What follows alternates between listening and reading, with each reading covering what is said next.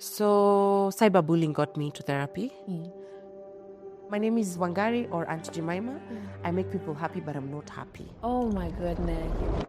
Please, Pixies, I can't do this. I told God, no, this one I can't. If it's you who has ordained, please unordain it. Yeah. When did it click that this marriage thing, I don't want it? There are lots of things that children take away from me. Yeah. Now put marriage in there.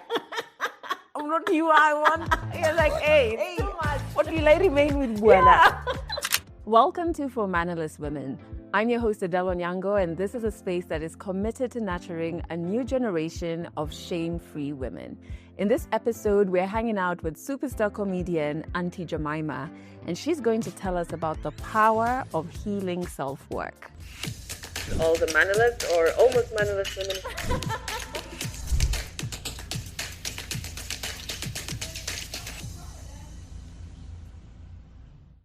First and foremost, thank you so much for making time to be on the show. Thank you too for having me. And you were first on our other Legally Clueless Africa show on our Yes. podcast, and I just felt like your story was so inspiring.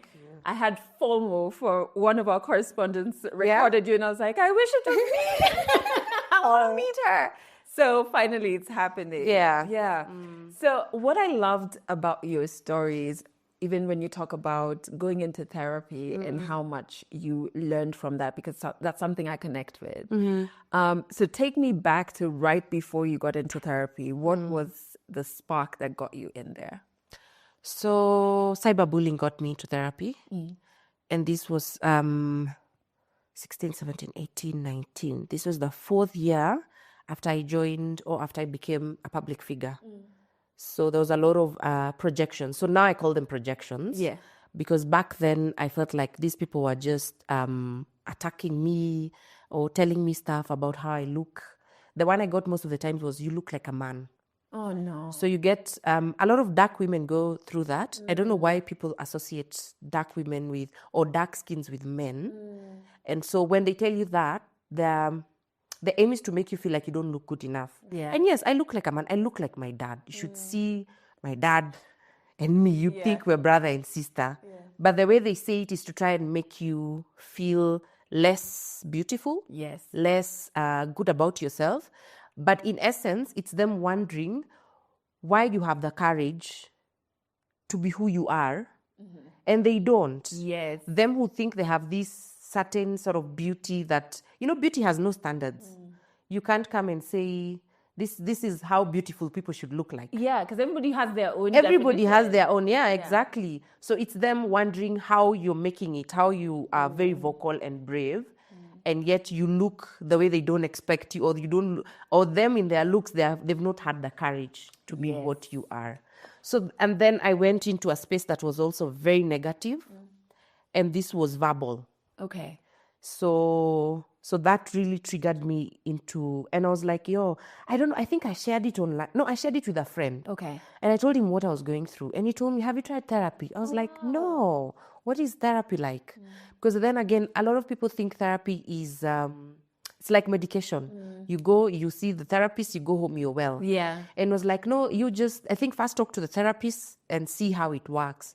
And he gave me the contact, and we had our first sit down. And the first sit down, I think I just paid for the tissue because I just cried. I know that I can relate. You can? Yeah. I cried because I remember telling her, my name is Wangari or Auntie Jemimah. I make people happy, but I'm not happy. Oh my goodness. Yes. And so I just broke down. First session, I cried. Second session, the same. And so to your question, that's what prompted me to go into therapy. So I completely identified what you're saying about being in therapy and you're just paying for the tissue. Yeah. Because my therapist's face is incredible. She would come with this huge bag of just like tissue, right? Yeah. And like, you're just... At the end, you're like, maybe it was meant to be for all of our sessions of the day. I know. And you finish them. In fact, they should be the number one influencers for tissue companies. Yeah. So what are some of did you have any fears going into therapy? Because we're like maybe socialized to fear going into therapy or socialized to think that if you go into therapy, there's like huge problems with you, etc., which is wrong. But did you have any fears going in? I honestly didn't, and I'll credit that to the friend who referred me. He just told me, you just go here for yourself, see if it's something you'd love to try. But I've seen my friends not want to go into it because, okay, again, now we have shared with them what it was like for us going into therapy. The things you had to address, the childhood traumas you had to address. And so they start feeling like, oh my gosh, I'm going to be opening up jars that I probably never want to. Yeah. But it makes it lighter. So I didn't have any fears.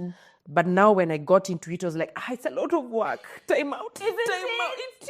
Completed homework. Yes. There are days I'd go home with pieces of paper and I need to write. And the next time after, I'm like, shoot, I need to have filled this. Yeah. It's work. And I experienced that. I went into therapy for one thing. Okay. And I was very stubborn about it. So I spent a couple of sessions trying to tell Faith, we're only going to focus on this. And she was trying to be like, expanding me. And I'm just like, hey, I'm here for this. We're here for this one. Exactly. Did you experience that? Like when you went in for one thing and then there's so many other experiences maybe that were hidden? No, but I experienced that at the gym. Okay. Because, they correlate fitness and mental health. So when I went to the gym, I was only going to lose the tummy. So I told my gym instructor, I only want to lose this. Yeah, these other sides are okay. It's just this.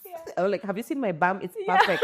Just work on this. Yeah. And I was like, no, it doesn't work like that. It's holistic. Exactly. We have to work through or work on every part of your body. Yeah. So I didn't also have that with, again, I went in open. But when I got in, it's when it hit me, it's work. What are some of the themes you had to unpack in therapy? The one that really was very heavy was the... So when I went into therapy, my biggest issue was self-esteem and self-love. And I remember, I think the hardest question that she ever asked me was if I remember being told I'm beautiful as a child. Oh my goodness. And that was another session of tissue. Just some tissue. That's the answer. Yeah. And I thought about it. I really did.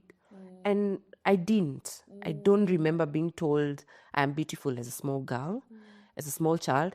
Just the other day as we were at the writer's room, my director asked me, what led you into fame? Why did you want this? And I told him, yes, I did. Because it is being famous in school that it was my coping mechanism. I went to I started at a public primary school, then I went to a private school, and my parents were still trying to figure themselves out financially. So I didn't have the finest things, or I didn't have what the other kids had. So, that comes with a lot of, oh my gosh, I am not enough. Yeah. I'm feeling some type of way about myself. I don't have tafis. Tafis were a big deal, Adele. Gosh. And there were adverts everywhere. They were. Billboards. Yeah. And then I don't know whether it's poverty. My mom would buy me men's shoes. She'd buy me men's shoes. I am like a small dark girl. I have acne. Yeah. Oh my gosh. So were it not for me being funny, I tell people I'd probably have unalived myself kitambo. So that is why I always wanted to be famous, because being famous sort of covered up for my not feeling good enough about myself. Yeah. Then I get into this space where people are now projecting and calling me all sorts of names, telling me how I look. So now that piled up. Yeah. So now that was the hardest question, and we really unpacked. It was a lot of work. The homework, she once told me to go home and write the things I love about myself on one page, and the other page, the things I hate about myself. So the things I love about myself, I make people happy, I am funny. And then that was it. And the things I hate about myself was a whole pager, and I turned into the next page. And she told me, now, see, we need to start from back then. Yeah.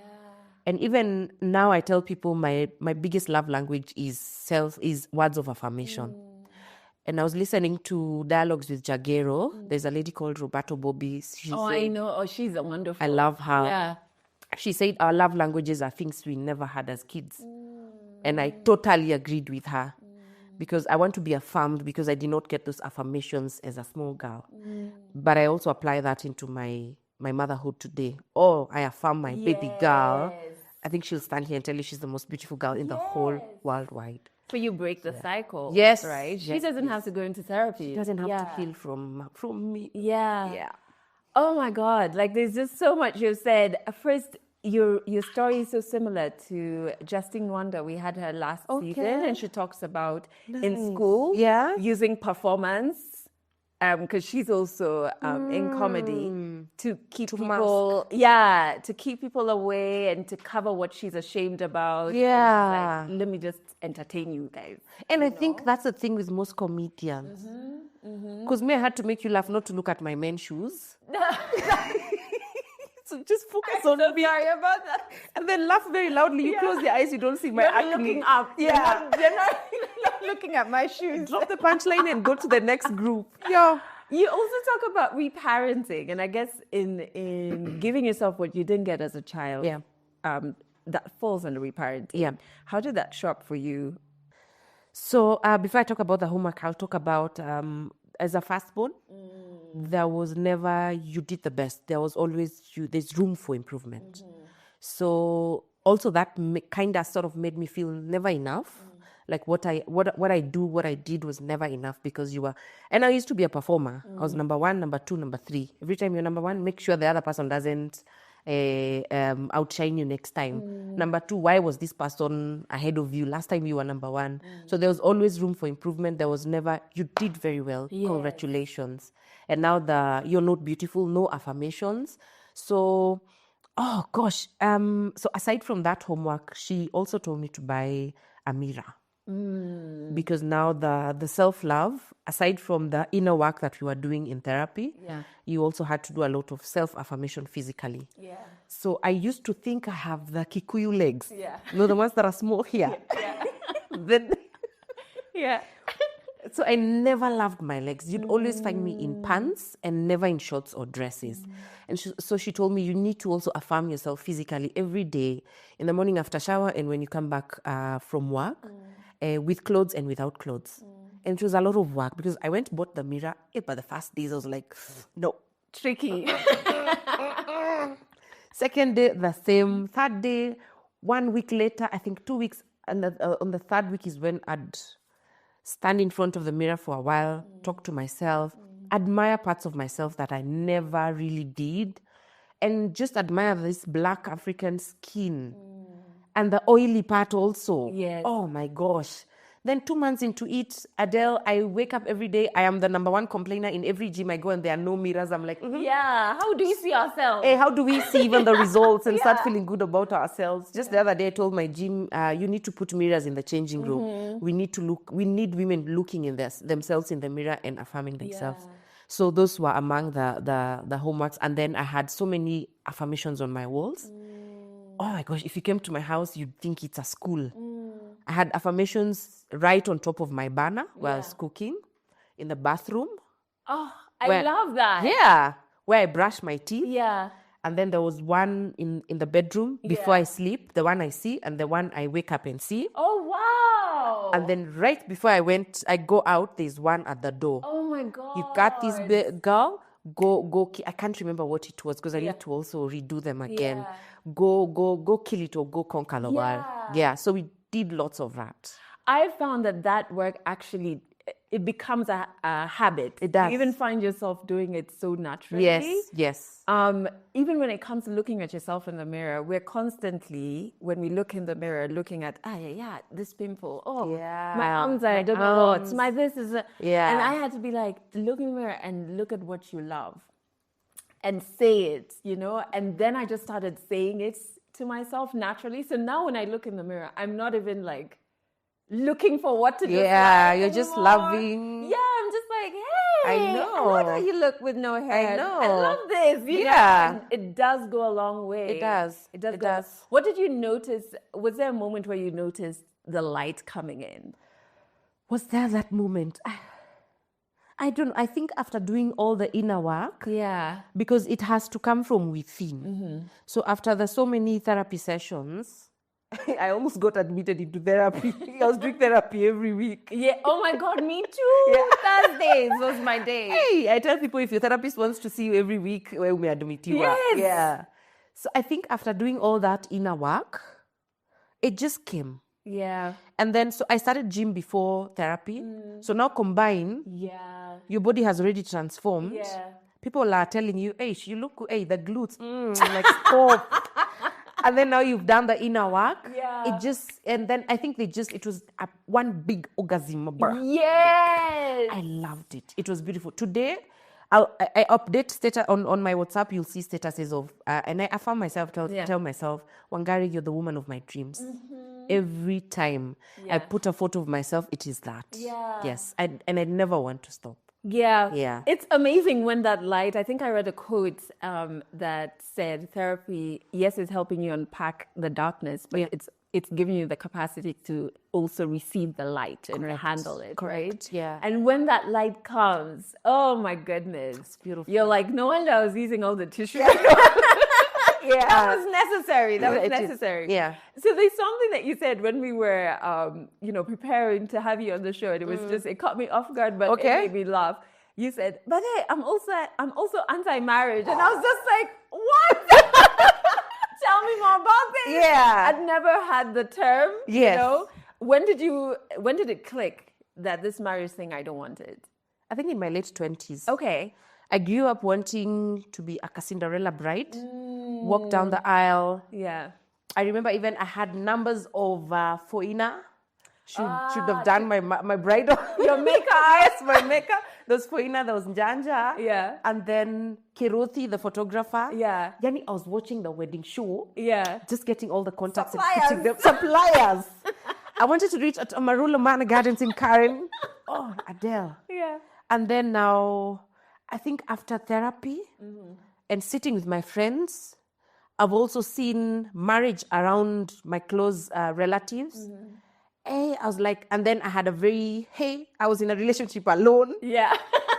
I was like, do I really want to go back there? Yeah. I was like, no, I don't want to do this thing. Yeah. And then from friends, I noticed the way they had to shelve women, my women friends, had to shelve who they are, all their dreams, to nurture.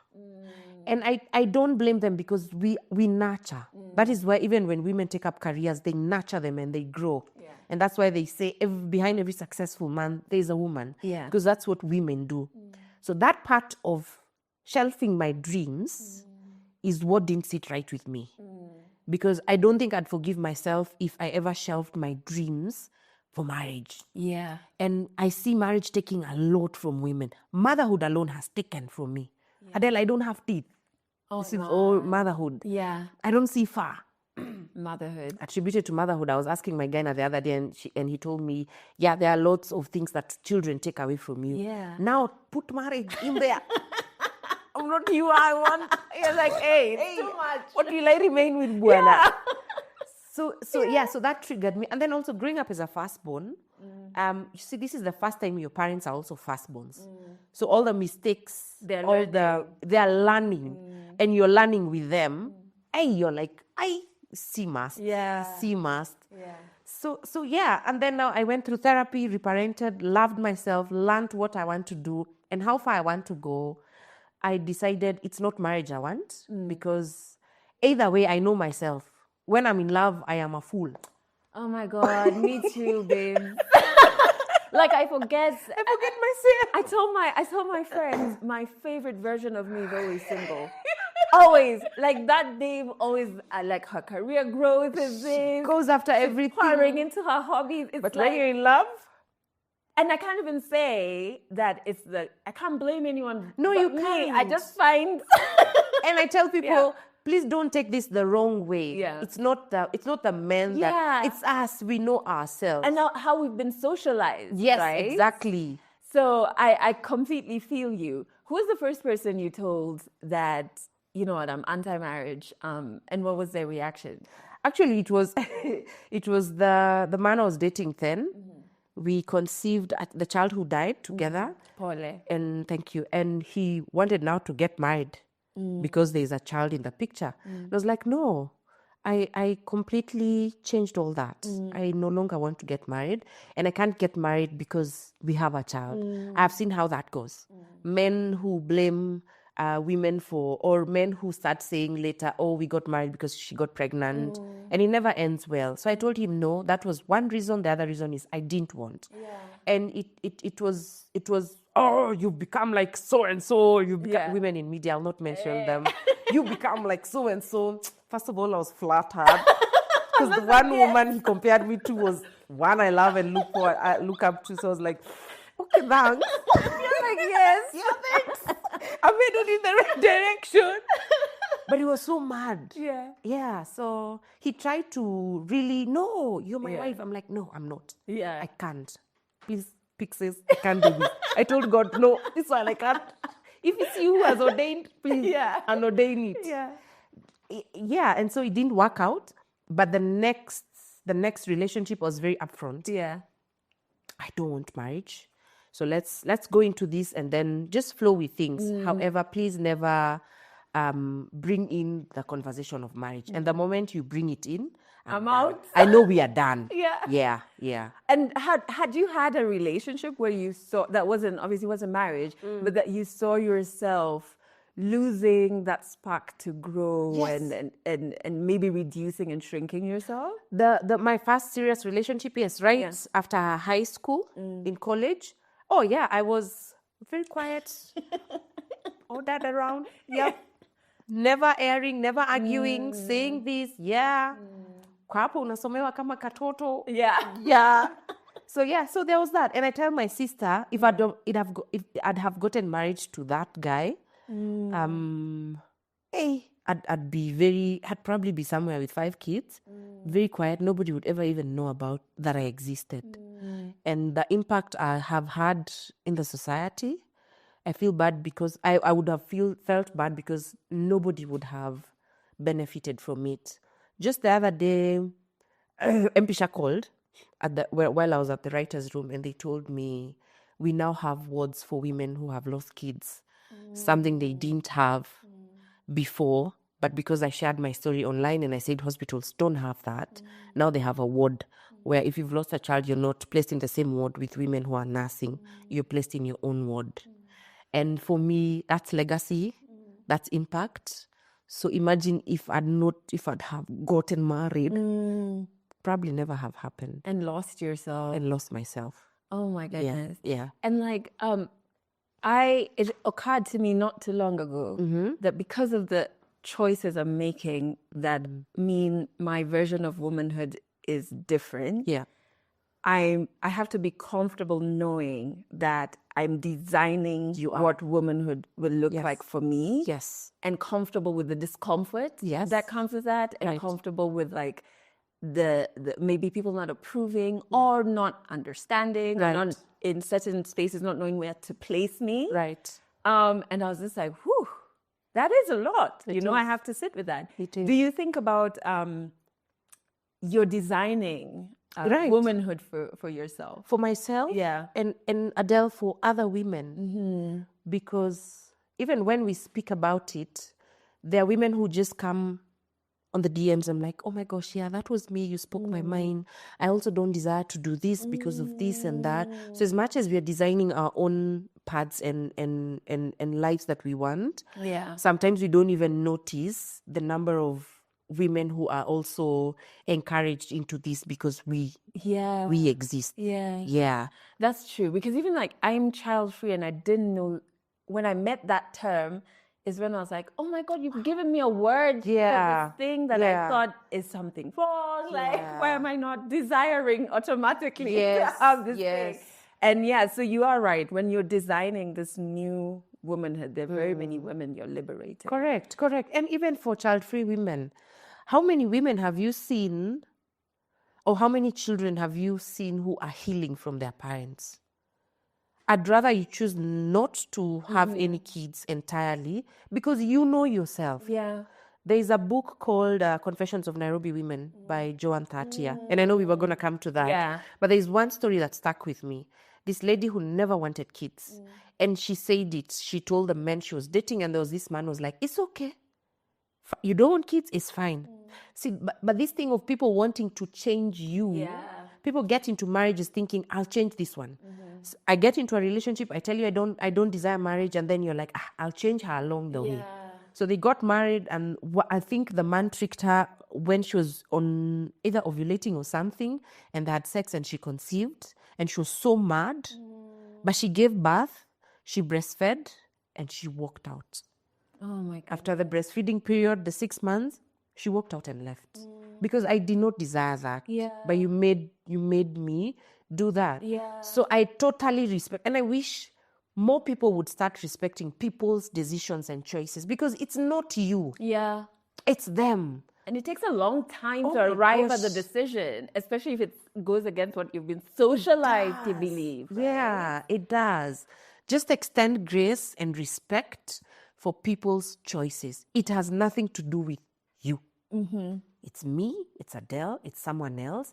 You want marriage? Good for you. Go for it. Yeah, and there are marriages we see out here and we admire. We're like, oh my gosh, he takes care of her very well. And then there are marriages you're like, see, I talk it to me. Stalker. Yeah. Blink twice. Yeah. If you need us to come. Hey, blink twice will come running. But what is dating like? Because I know you talk a lot about like being first born African daughter who is also an empath. Oh my goodness. Yeah, God just put everything on. Yes. Yeah. Who's anti-marriage. Yeah. What does dating look like? So this we were discussing the other day on our podcast. By the way, we have a podcast called Morata. And we are going to put a link to it in the description. Yeah. So dating for me has been, I find myself attracting men who want some sort of fixing. You're shouting. Men who want some sort of mothering. And I remember my friend telling me it's because we are naturally fixers. I don't know whether it's naturally, but it's because of the responsibilities we've taken from a small age or young age. We are always fixing. You come home, your mom hasn't figured, your siblings are home from school, they're hungry. You'll not sit with them and wait for mom. Yeah. You'll be, let me make this, let me go to the shop, let me buy this. Yeah. So even in relationships and friendships too, not just relationships, I found myself laboring for love.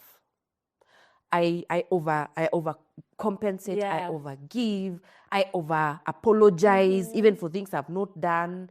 When I'm the one not in the wrong, I am apologizing. But at the point I was like, what's going on? What's going on? So it's taking a lot of unlearning and learning that when you notice this one or the one you're with right now is not an initiator, because we get those ones. Yeah. You're the one always initiating for things, for dates, for gifts, for everything.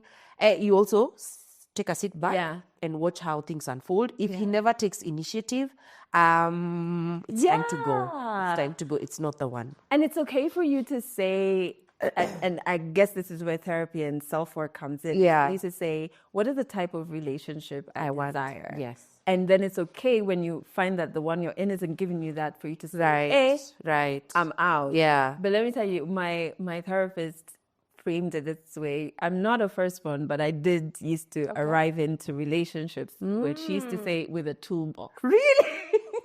And it was purely low self-esteem. I come with a toolbox where I say, since I'm not enough, I'm here also to fix. I'm here also to, and I'll just get to work. I'm like, yes. Gloves. So where are we starting? And friendships as well. Yes. And I would do emotional labor for the people I'm dating that really was none of my business. It wasn't. So how did you stop? How did you start to understand that I can't be going into this as the firstborn I've been socialized syndrome. to be? It's called savior syndrome. Savior syndrome. Yeah, Messiah syndrome. Yeah. Just accept that Jesus died for us and that was it. You can't die for everyone. That's enough. It's done. It's done. Can't be the first black woman dying for people. Yeah. So it's unlearning. I am unlearning every day. It's not a destination. It's just like healing. It's not a destination because, again, I'm still human. And it comes with a lot of guilt because of being conditioned to labor for love, that you have to perform a certain way for people to love you. Yeah. So it is taking a lot of unlearning and just being, it's wrong because it also puts your guards up every time. Like even the slightest, what will I say? The slightest sign of someone could be in need. So this is where it gets tricky. Someone could be honestly in need of your assistance. But because your guard is up, apana, I'm not fixing. No. It's this thing again. It's this thing again. Yeah. Just the other day I had a similar situation, and I was like, I later on thought about it and we talked, and I told him that was me reacting because this is how things have been happening to me. And again, reminding myself that I can't save everyone. Yeah. I can't. So I've had to drop a lot of friends, a lot of relationships as a result, because, again, as a firstborn who's an empath, an overgiver, you attract now the ones who need that, and takers have no limits. Yes. They will take. Yeah. Even when you don't have, they still want to take. Yeah. They walk over you. So it's just recognizing and seeing it as it is, not starting to see ama akona shida ama ni nini. So sometimes just weigh the situation. Yeah. Use your gut. If my body just refuses in the first instance, that's it. I know it's genuine. Did it also make it hard for you to ask for help? I don't ask for help, Adelle. If I do, just know I am at below rock bottom. Yeah. Financially, even when I am at my lowest, it takes a lot of strength to ask for help. And it's human to ask for help. But it takes a lot of, because I am super hyper independent. Super hyper. Independent women wakiambiwa wasimame. If you don't see me at the front, like, please. There's a problem. Yeah. Where's Auntie Jemimah? I'm right there. So even when I tell my friends, when I borrow you money, I switch off the data and throw the phone away. Just like, what have I done? Yeah, why am I asking for help? Yeah. So it's coming with, or it's taking a lot of unlearning and learning that at the end of the day, you also deserve to be taken care of. Yeah. You also deserve help. You can't do everything. Yeah. That you find me in the house screwing things. Aki, same. My friend will come to, hey, your TV is crooked. I'm like, no, it's not. Yeah. But I fixed it the other day. Auntie Jemimah. Hey! So he has to come fix it. I will find me screwing or fixing my baby's chair in the car. And he was, can I help? Yeah. So I don't know why it comes with feeling like I'm weak. It's just that conditioning of you are superhuman. Yeah, I'm unlearning a lot. I am with you on that one. Really? Like hyper independence is, and it stems from childhood trauma. And what I started doing is, especially with groups of women, like my close women friends, I feel like that's a safe enough space. And I keep repeating to myself, like, let people love you. Like, just let them. You. Yeah. And when they do, it feels so good. I'm just like, oh, so this is how you get them. Yeah, you know. I'm just tapping it out here in Kumbe. It feels just nice. Loved, yeah. You know? But it's like, honestly, it's one step at a time. There are times I'm just like you send the message and you're like, I'm not going to check. Yeah. And they reply immediately. I'm not going to check for a long time. Yeah. What would you say is the real risk that comes with being over mothering in a romantic relationship? What was the real risk, or what did it cost you? So number one, it costed me baby girl treatment. You didn't experience soft life? I did. And I don't know, I think men want to feel in control, and when they don't, they sit back and just do bare minimum or nothing at all. Yeah. So I think my being super independent in relationships costed me that. I wasn't taken care of, at least in that one relationship. And just missing out on being taken. You know how good it is when you go to the spa, when you have someone just take care of you, it feels nice. So imagine a partner, someone you're in a romantic relationship with, taking care of yourself, helping you with bags. Hey, Adelle.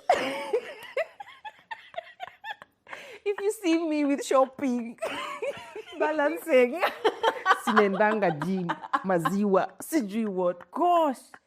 But then a man is like, let me help you. Sometimes I'm like, kwani unaona kama siwezi? And that's when you're sweating. I'm sweating. Maziwa itaanguka. But it's just doing what is humanly right. You know. So so that just being taken care of. Yeah. That is what I think. That's the biggest risk. As we come to winding up, I want to touch that on was like fast. I'm not chasing you, imagine. Okay. You can stay. You can stay.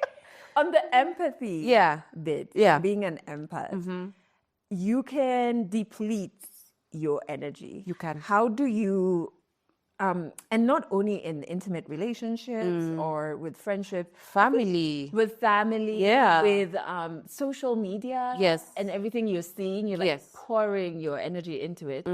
How do you, set a boundary there? So I have also learned to recognize and always affirm myself that I'm not going to save everyone. When you're in my position, it comes with a lot of people our audience carries us as demigods. Yeah. So they think you have solutions for everything.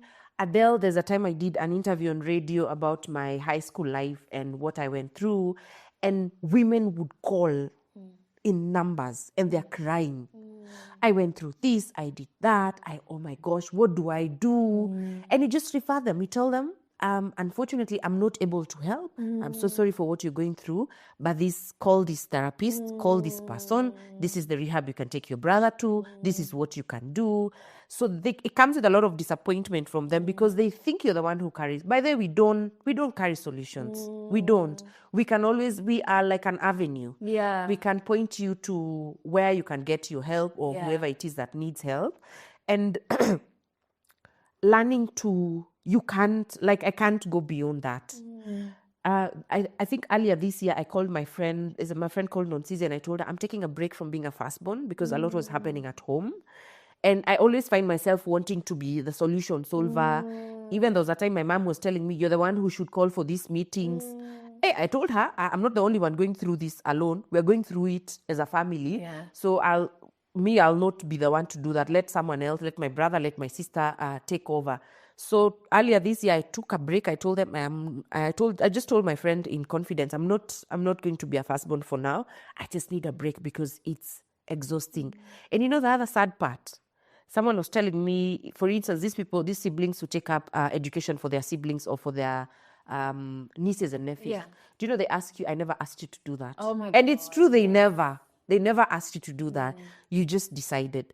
And Reverend Kathy Kuna was asking her firstborn daughter, these responsibilities as a firstborn, did we push them to you, or did you just take them up naturally? So she wanted to understand. Sometimes you find yourself doing it naturally. You've not been asked by anyone, so you find yourself taking up so many responsibilities. I am just learning, let me take care of my child. Let me do this. I can't do that. This is beyond me. Yes. Just take a back seat. It comes with a lot of guilt. Yes. But imagine they'll be okay. Because also you have to ask, even for the relationships that matter, if it's family, etc., without the boundaries, I'm not useful to you because I'm depleted. Yes. Right? Yes. So for you to get even the best version of me, correct, the boundaries have to exist. Yeah. Otherwise, you'll just take and take and take. Then when I'm done, I don't have anything. You'll still blame me for not having anything. Yes. For not putting those boundaries. Did you model your boundaries, or did you sit people down and have a conversation? I modeled them. And this was after a lot of people walking all over me, my house. But I don't like guests. All right. Yeah. Me too. I moved into the middle of nowhere. She must have been running away from people. You can't just drop in. You can't. You can't afford to. Because I need to prepare psychologically to have you. Yes. I need to prepare to tell you, you can't go beyond this in my house. You can't do this in my house. Yes. And there's nothing wrong with you. Yes. It's just the way I want things in my house done. Exactly. Yeah. So you didn't have a conversation. You modeled. I modeled them. Yeah. And was there pushback? Yes, there was. There's a time a friend of mine told me, you're very, what was that word? Sometimes you can be very insensitive. I was like, oh yeah, really? Okay. Yeah. But you did this and this. While I was not that sensitive, I did this, you did this and this and this and me. Did you see how it affected me?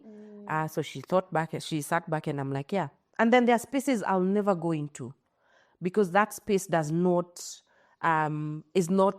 into who I am. Exactly. There are people I no longer want to relate with because This is the way they make me feel when I'm there. You know, and there are places I love being because they bring out the best version of me. Exactly. There are people I want to be around, my friends, my girlfriends. Yeah. They bring out, because we understand each other. We've talked about it. And one thing we have in common, we've all done therapy in the circle of friends that we have. So even certain things I'm not taking personally. I can No. recognize Yeah. that, okay, I respect this boundary. Yes. I have mine.